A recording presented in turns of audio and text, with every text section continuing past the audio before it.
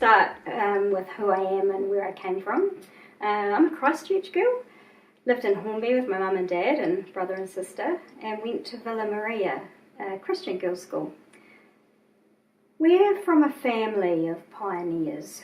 My mum's dad founded the Baking Society of New Zealand, and my dad's dad was a Minister of Parliament, and he helped establish New Zealand's relationship with China way back in the 70s with Helen Clark. Grandad also helped establish Trust Bank Canterbury and greyhound racing in New Zealand.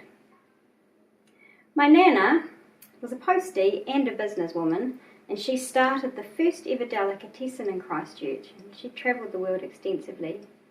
I guess seeing Nana with her constant stream of visitors from all around the world, and as a child I saw firsthand how such simple yet heartfelt hospitality could mean so much to people. Growing up, I was exposed to people in my family who just wanted to help shape New Zealand as a nation and as a community, and they just got out there and did it. After Villa, I went to become a scientist. I got a PhD in plant science and worked at Scion, the Forest Research Institute in Rotorua, and stayed there for about 17 years. I've got a daughter, Alice, who's only 5 when I started Look After Me, and she's nearly 12 now, and I currently live in Dunedin with my partner, Phil, and our 2 cats. We launched Look After Me in 2011, ahead of the Rugby World Cup, but I first had the idea in 2009. I started it because I wanted to create a network of homestays mainly, but not exclusively, for women. I guess like many entrepreneurs, it came from an intense, burning desire to do good in the world and to make a difference, to mean something to people. And I wanted to honour who I am and the family I come from. I often get asked, what's the difference between Airbnb and Look After Me? There are 3 main things: the standards, the ownership, and the appeal. So firstly, the standards. Airbnb lets anyone list anything: a house, a room, a couch, a sleeping bag. Look After Me has strict standards. We only accept real beds with real sheets and real bedrooms that are exclusively for the guests who book them. Our hosts are mainly baby boomer women and couples who own their own home and keep it at a certain standard. They just offer 1 or 2 rooms for guests. We also expect our hosts to offer a minimum level of care and service, things that are helpful, like sharing their local knowledge, breakfast, tourist attractions, and things like that.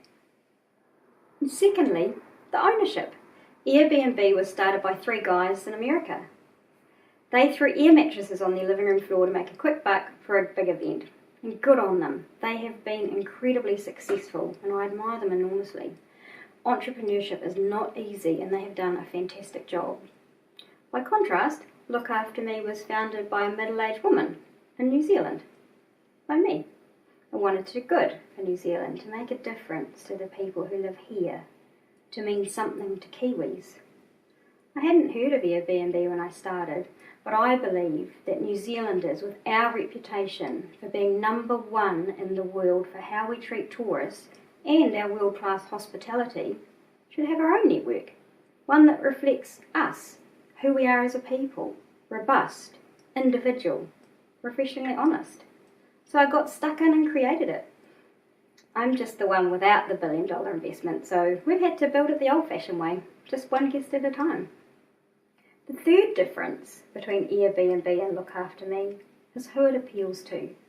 Airbnb is vast and inclusive and it serves the world. Look After Me is small and exclusive and only serves New Zealand.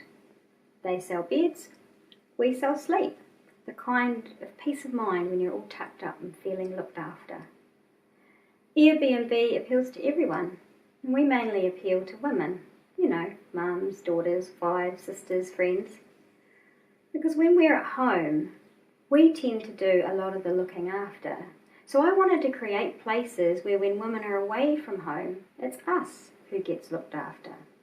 It's a way of acknowledging women for all the work they do around the house. It's a network where guests and hosts feel appreciated for who they are as women and as homemakers.